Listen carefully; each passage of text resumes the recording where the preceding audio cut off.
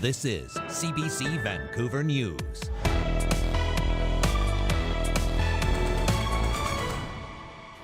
Today, we're starting a new era for parks in the city of Vancouver. The mayor moves to remove the independently elected park board, citing efficiency. Make no mistake about it.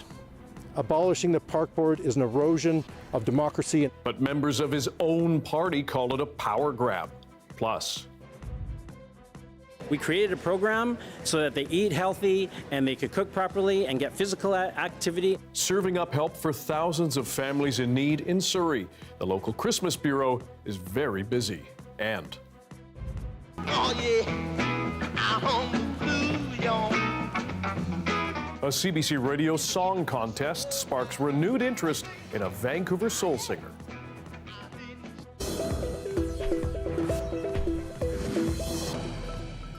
Good evening, I'm Dan Burritt. Thanks for joining us. It was a scary night for shoppers at a big grocery store in Mission. A man has been rushed to hospital badly hurt after someone shot him in the parking lot. The RCMP says a 41-year-old man was hit inside a parked vehicle at the Superstore on Lougheed Highway near Highway 11 around 7:30 tonight. As you can see, a pickup truck has been left riddled with bullets in the parking lot. The victim was rushed to hospital with what police say are serious injuries. Mounties say the shooting appears to be targeted, and witnesses reported a vehicle speeding away from the scene. It's not yet clear what kind of vehicle was racing away. The parking lot has been closed for the rest of the night and may still be blocked off for part of the morning, police warn. Anyone with information is asked to contact Mission RCMP. It is the only city in British Columbia with a park board, but if Vancouver Mayor Ken Sim gets his way, that won't be for much longer. He's vowing to end the more than century-old independently elected park board. But as Justin McElroy explains, that move has divided City Council and his own party. The Vancouver Park Board. It oversees more than 240 parks, from Stanley to Queen Elizabeth to this little wedge on a hill in the middle of nowhere that doesn't really make any sense. And now it may cease to exist. Today, we're starting a new era for parks in the city of Vancouver. That is Vancouver Mayor Ken Sim announcing he will be putting forward a motion to council, asking the province to get rid of the city's independently elected park board. Sim's motion also asked the province to ensure that if control of parks is transferred to mayor and council as requested, no green space can be developed without a unanimous council vote and a public referendum. This change is about managing these spaces more effectively, not about compromising them. Almost nowhere else in North America has an independent parks board, and Vancouver's has had its share of controversies in recent years, from the degrading community centers to the degrading Stanley Park train, to the bike lanes, to the 3 years it took to legalize drinking, to the removal of the famed beach logs. So getting rid of the park board may be a political winner. Here's a chart. It appears people support eliminating the park board by a 2-to-1 margin. But there's a couple of potential problems with Sim's plan, because this is what he said a year ago. What we're going to do is we're going to run a bunch of strong candidates to win a majority on the elected park board. People with incredible lived experiences who have the skills to fix our parks. After originally promising to get rid of the park board, Sim reversed his position and ran with a team. All 6 of them got elected. And 3 of those park board commissioners aren't really on board with eliminating their oversight. Make no mistake about it. Abolishing the park board is an erosion of democracy and a centralization of power. That is Parks Board Commissioner Brendan Bastardyansky. He and 2 other ABC commissioners argued this is a power grab by the mayor. They are now going to sit as independents. And it means ABC no longer has the balance of power on the park board.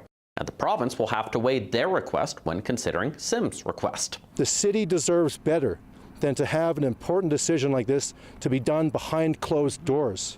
Now, the province could quickly decide to greenlight Sim's request, or they could decide that the current park board deserves to serve out its full term.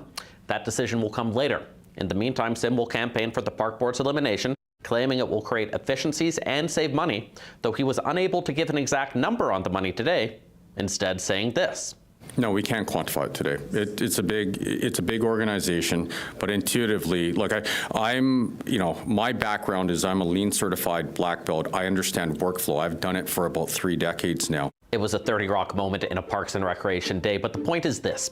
Sim is confident in the policy ideas of getting rid of the park board, and he thinks it's a political winner too. But in the short term, it's created almost as many questions as there are parks in the city. Justin McElroy, CBC News, Vancouver. The Surrey Christmas Bureau has opened its doors to help those in need this holiday season. Beyond the prepackaged things this year, it's also giving out cooking kits. As Yasmin Gandam shows us, it's part of the push to help more people be self-sufficient in the kitchen. Probably have to do it a couple of times for it. Boxes filled with gingerbread housemaking kits, food condiments, food vouchers, and holiday baking supplies piled up at the Surrey Christmas Bureau, all put together into what they're calling cooking kits. Super Chefs, the organization assembling the kit, says it's important to support healthy eating habits. We created a program so that they eat healthy and they could cook properly and get physical activity, and that's what we do here in Surrey. Chang's a Surrey dentist, and he says through his practice, he's seen the dangerous effects of poor nutrition on oral health, and it's something he wants to help change. The kits were decorated by local students and personally autographed by BC Lions players in attendance. The Bureau says over 2,300 families have already registered for the Super Chef kits, the most they have ever seen, and they are struggling to keep up with overall demand. Everything has gone up in price. Certainly groceries have skyrocketed in price, and families are really feeling that, and it's just weighing on them that how are they going to provide those wonderful Christmas meals. So there's an ever-increasing need for not just food, but toys and financial donations from the community. This year, Super Chefs is also putting on a decorating contest aimed to get people to show off their kitchen skills. We've allowed them to share their pictures so we can see what they've cooked, and this year is a contest for whoever gives us the best pictures and images. We're going to invite them to our Super Chef summer camp so that they can experience it in full. City officials were also in attendance, speaking to the importance of donations, especially during a time of rapid inflation. This is huge for the city of Surrey. So many families here go without so much at Christmas, and what Dr. Greg is doing and the Christmas Bureau is just amazing. It allows every family in Surrey to have a happy Christmas and to do things together, to bake together, and to just do the things that families like to do during the holiday season. The Bureau says no matter what, people will never see empty shelves, and they will do what they can to ensure every family has a happy holiday. Yasmin Gandam, CBC News, Surrey. Next week marks Surrey Police Chief Norm Lipinski's third year on the job. He says he's looking forward to a year of growth for his force in 2024 as he looks back on a tumultuous journey so far. I'm proud of the people that we hired because we go through some tough times, and remember, as a chief or as senior leaders, we not only run an organization of 400 employees, but we got to continue to build it. And so it's a bit of a dual role, and it takes a lot of time and work and effort, and then we have to work with stakeholders to make it all work. Lipinski says the Surrey Police Service has hired about 340 officers to date, and he hopes to complete the municipal police transition in 2 years. Surrey's Mayor, Brenda Locke, meanwhile, has announced a constitutional challenge to that transition after the province suspended the entire police board and appointed an administrator in his place. BC's chief coroner, for years one of the main voices and faces in BC's toxic drug crisis, has announced she's retiring. In a written statement, Lisa Lapointe says she'll be leaving the role in February after 13 years and will also mark 30 years as a member of the BC Public Service. Looking back on her tenure, Lapointe highlighted the ongoing poison drug crisis that has killed tens of thousands of people in BC alone. She writes, "It deeply saddens me we have been able to influence the essential change necessary to reduce the tragic impacts of toxic drugs on so many. The measures recommended by the expert members of the Coroner's Service Death Review Panel are essential to ending this crisis, and I will continue to support those." The Watershed Watch Salmon Society is sounding the alarm after Fisheries and Oceans Canada data revealed a spike in wild fish killed in salmon farms.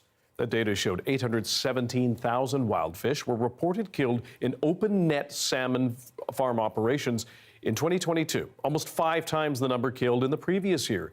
Nearly all of those fish were herring, which one expert says are foundational to BC's marine food web. The big concern is this problem is getting significantly worse. We're seeing unprecedented levels of wild fish caught and killed by the salmon farming industry, and that's a great concern. DFO documents show that most of these fish were accidentally killed by a hydrolysing vessel. It's a machine that removes sea lice from farmed salmon. The time to step up and protect the species is now. We really don't have time to, not take any action. The province has promised to remove open net salmon farms from the ocean by 2025, but details that were supposed to be announced this past summer have yet to be revealed. Here in BC and across this country today, people gathered to remember 14 women murdered at Montreal's École Polytechnique in 1989. Those family members, friends, co-workers, neighbors, loved ones, their voices may have been silenced, but their memories cry out for action. They cry out for more support for women and others facing gender-based and sexual violence. Several dozen people gathered at Holland Park in Surrey to honor the victims killed 34 years ago today by a gunman who targeted women. 13 other people were hurt in the massacre. At the time, it was Canada's deadliest mass shooting. Attendees read out the names of the 14 women and held a moment of silence for them.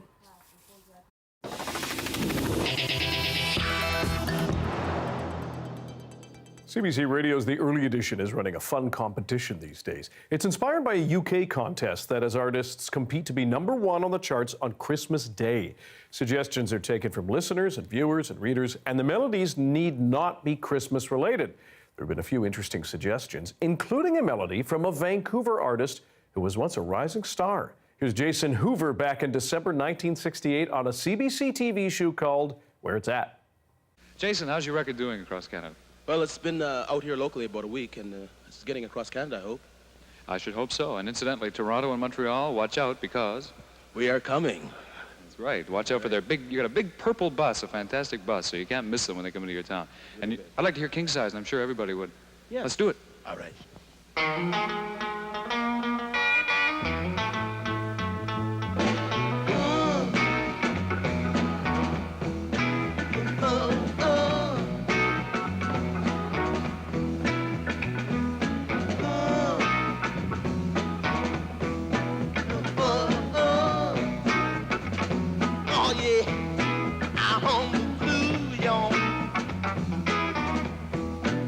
When the sun goes down, let's sing it.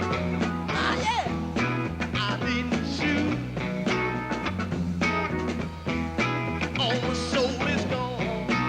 All right, let's sing it, baby. Come on, get it one time, man. Gotcha. Give it to me. King size. Love the suits. That was King Size, performed by Jason Hoover and his band, The Epics, in 1968, right here on CBC TV. A listener suggested it to the Early Edition, and sadly, Jason Hoover died just last month at the age of 78. But a documentary about his life is in the works. Filmmaker David Love Jones joined Stephen Quinn on the radio to talk about Hoover and his legacy. Stephen asked him if he was surprised the song made it on the list. I'm not surprised because we had a memorial at my shop, Vinyl Records, for Jason the same day as his funeral. He died on November 5th. And at the memorial, all of the family was there down at Vinyl Records on Water Street. And it was quite moving. In fact, Kentish Steele, another local singer, sang King Size. And a lot of the family identify with that song. That's Jason's signature song. Right. And it was his first song. And the week it came out, incredibly, he opened for Led Zeppelin, who were then unknown because their album hadn't quite come out. This is 1968. Oh, my gosh. Tell us more about Jason. I mean, who was he? Well, he's a soul singer who came here from Edmonton, and he showed up here in 1964. And within over a year, he had convinced CBC's Let's Go TV show for him to sing some cover songs of Stevie Wonder, Marvin Gaye, and the Four Tops. So he was on nationally broadcast television by 1970. 1966. And then after that first band he was in, called the Epics, which was the top local R&B soul group, he formed the Trials of Jason Hoover in 68, and that was their debut single. But interestingly, it's actually more like the Epics than it is his next band, the Trials of Jason Hoover, which became more Sly and Family Stone and more psychedelic. Yeah. But that first single, the gritty raw soul that we heard, was very much the Epics playing it, in fact, and recorded by the Epics. And that was the debut single for the Trials, just because, I guess in a way that was convenient because he'd broken up the Epics. But what it captures is the raw sound of R&B in the 60s and what it was really like here. And I would say it's arguably the greatest soul single that's ever come out locally. Then you take one peanut and all of a sudden you're just shoveling peanuts into your mouth every 5 seconds, right? Can't put down the nuts? Climate and science specialist Darius Madavi will tell us what's going on in our brains right after this.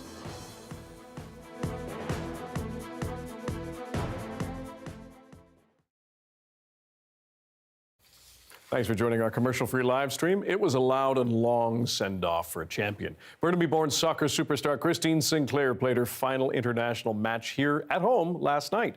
Liam Britton has more on the Legends' goodbye in front of almost 50,000 fans. Passing the torch.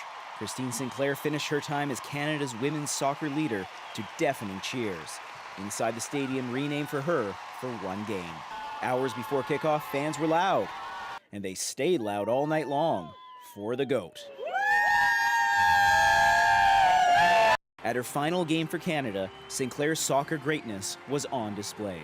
Olympic gold, a CONCACAF title, the all-time international goal scorer for women and men, feted in a pre-game tribute. We thank you for what you've done. You are truly a national treasure. That prompted a few tears. When she went on the attack, elation. Sinclair gets a touch to it. Buchanan in the back post off the bar and knocked in by Quinn. Her teammates scored the game's only goal. After 57 minutes, she took her final bow, subbed in by close friend, teammate, and fellow British Columbian Sophie Schmidt, another national team stalwart playing in her last international game.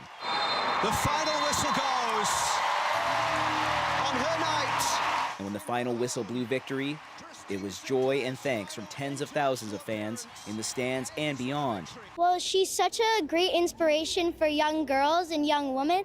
It's almost sad, but at the same time, like, a happy feeling to know that, like, she's done so much and that she deserves to all the people that are here for her. She's just an amazing role model and she has amazing leadership. A golden memory for a legend in red and white.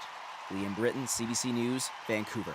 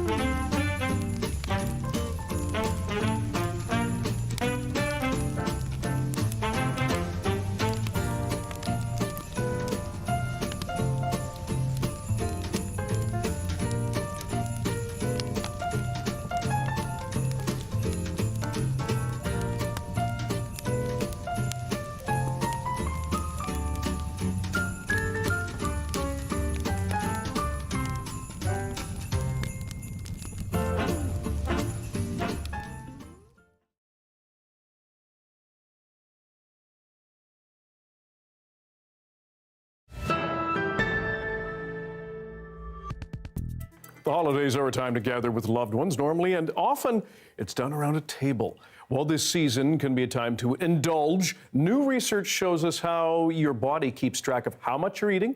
To explain how our brains, tongues, and stomachs team up on this, science and climate specialist Darius Madavi joins us now. Darius, how do our bodies know when to put down the fork?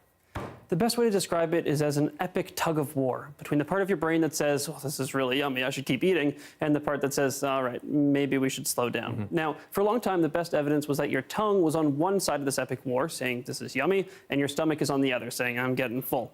But according to new research, that's not the whole picture.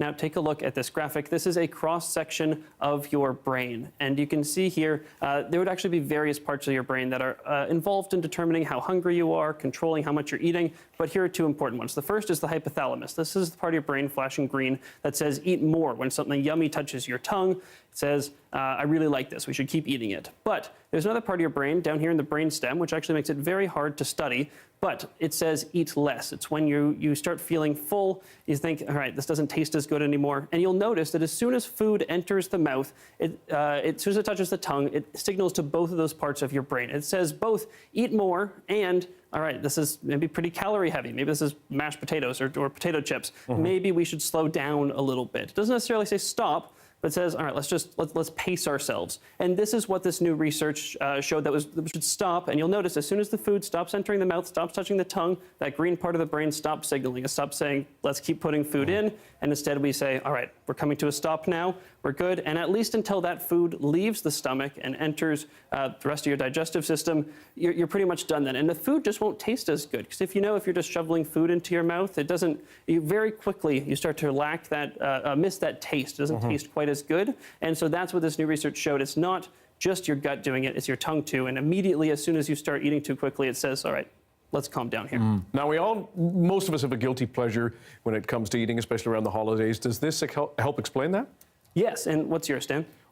Cheese spread. Oh, good choice. Mac and cheese for me. There we go. Let's have a cheese party. Now, it's all about that balance between the eat more and eat less parts of your brain, this tug of war. For foods you really love, that balance can be hard to strike, and you end up in a bit of a vicious cycle. You can be standing at a cocktail party and there's a bowl of peanuts and you're just looking at it for an hour, not hungry, right? You don't touch it, just having a conversation. But then you take one peanut and all of a sudden you're just shoveling peanuts into your mouth every 5 seconds, right? And it's because that sensory experience of the taste acts as positive feedback that propels you forward to continue eating it, even if you're not hungry. So if there's a food you really love, that really triggers the eat more part of your brain. And it can take a long time for your body to catch up and realize it needs to stop. Like when you open a bag of chips and what feels like 5 seconds later, the bag is empty, or you finish making dinner and it's mac and cheese and then you've eaten the whole tray, which may or may not be a true story. Science and climate specialist Darius Madavi. Thanks for the true story. Thanks, Dan. That was sunset earlier this evening over the Eagle Chair on Cypress Mountain. Russ LeCate will have your BC-wide forecast right after this.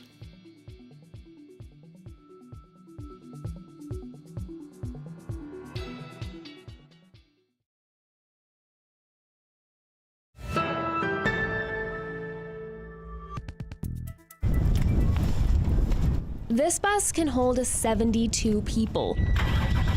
On some of its runs, it has 70 students. This is probably the first year I've had that many students, and it's definitely a change. He's not the only one. Rob Harding says about a handful are around the 72-person limit. Some are even over. He says more and more students register for transportation during the year, meaning drivers are having to work together or sometimes make multiple trips. There's days where we're leaving kids behind, and our supervisors are getting buses to come and pick the students that were left behind, or that bus driver will drop the students off at the school and swing back and pick them up. The public schools branch says at the start of the year, routes can sometimes have more than 72 riders. But student enrollment, routes, and fleet size are looked at regularly. It should be ironed out by now, and says it's not aware of any routes with too many students. Harding says the problem is mainly in the Charlottetown area. PEI's population is growing. They need more drivers, and he says the number of buses isn't keeping up. we'd like to see more buses, whether it's new fossil fuel buses, or new electric buses, and more drivers, more positions available. Because right now, it's not working to the best of what it should be. The PSB operates 261 buses that handle about 750 runs a day. Those are spread over multiple schools with different dismissal times. There are no plans to adjust that right now. In a statement to CBC News, the PSB said periodically the PSB's transportation department hears from parents, guardians, staff, or students about the utilized space on its buses. Each inquiry is addressed individually, and the appropriate action is taken when needed. All buses used by the PSB have manufacturer-recommended capacities which are never exceeded. Back at school, drivers like Harding are getting ready to take everyone home. And while it may be a tight squeeze for some today, the union hopes that's not the case for much longer. Chien Desjardins, CBC News, Stratford.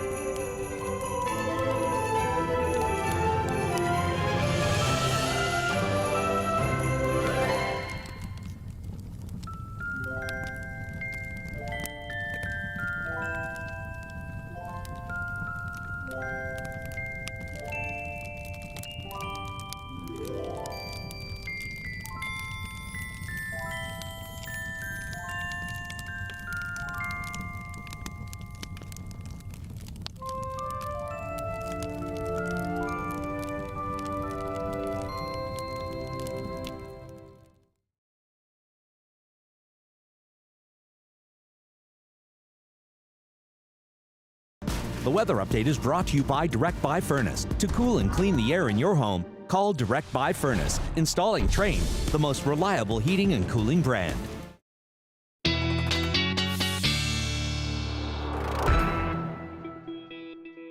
Our BC1 weather forecast with meteorologist Russ Lacade, who's finding all sorts of new lows there. Also, yeah, that's what happens when you bring in the backup meteorologist. We're not hitting any highs. You've got a little experience on this, right? Yeah.